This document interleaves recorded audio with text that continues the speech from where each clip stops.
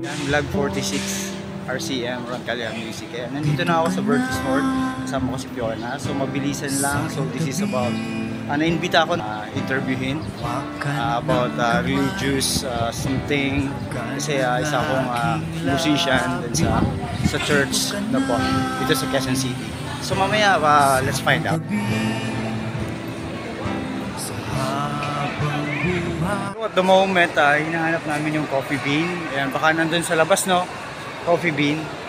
Sige, sige. Nandito kami sa Starbucks, so nag-change venue. Ayan. Ayan, so nag-abala sila ng something frappe or something coffee. May kasama ko si Cassandra, cake daw sa kanya, si Fiona. So medyo interviewin lang kami. Student sila from UP. And yun, magpapaalam ako if pwedeng mag-vlog ako ng konti. Dito po kami sa Starbucks. So pakilala ko lang po yung mag-interview sa amin from UP, tama po ba? Si Buboy. Si Buboy po. So ano po yung role niyo, sir, para? Bali na-assist ko po sila, mga professors po sila. Ayan. Ako estudyante. Ayan.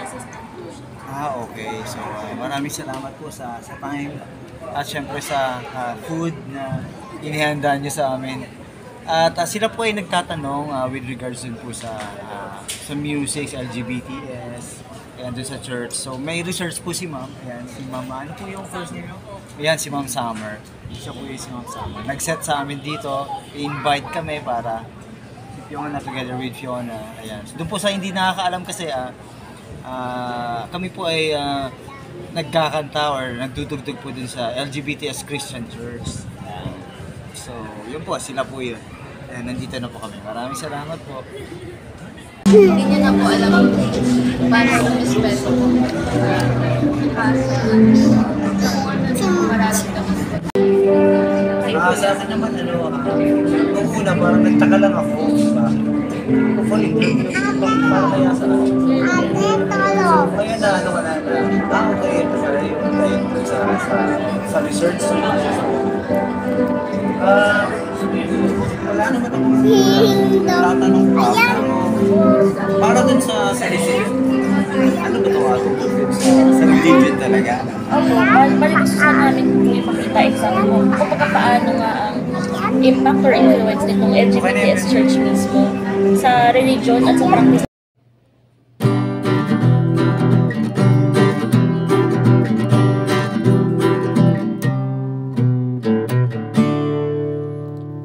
Sa wari ko'y natapos na naman ang araw.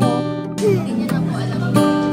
May bagong subukang liwayway. Idilat ang mata, tingnan ang ganda ng umaga. Damang-dama ang dala nitong pag-asa.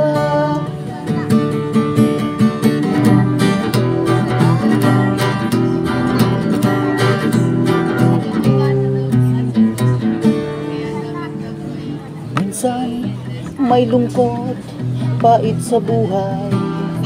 Here is the thing, naimbita ako ng isang teacher. So hindi siya student, actually may kasama sang student. Pero she's a teacher from University of the Philippines, UP Diliman, diba po? So para lang po sa research niya, dahil po sa mga LGBTs Christian Church. So, yun po yung topic niya is to have research or interviewed people coming from the church. Kaya po ako na-invite. So, yun po. Ang nag-interview po sa akin si Sir Boy. Siya po yung student and assistant po ng teacher na si Ma'am Summer. Ayan po. Short info and nice to know. Ayan, dun po sa mga hindi pa nakakaalam. Ayan, isa po akong musician or parang part ng choir or Let God Be Thy Savior Christian Church Choir. Isa po akong gitarista doon. Ayan, tumutugtog po ako sa church every Sunday and then minsan sa patay. Ayan, bihira po sa kasal pero mostly sa every Sunday po yan sa church. Kaya medyo malapit po tayo. Malapit. Kaya maraming blessing at napakabait natin kasi every Sunday po nagsisimba tayo. So yan lang po, and kaya nagawa ko tong vlog para lang po to inform yung ibang artist kasi madalas po ako nagbabasking ako. So mula nung napasok po ako sa church, madalang na. So more on gigs, ganyan, trabaho, tapos yan sa church po.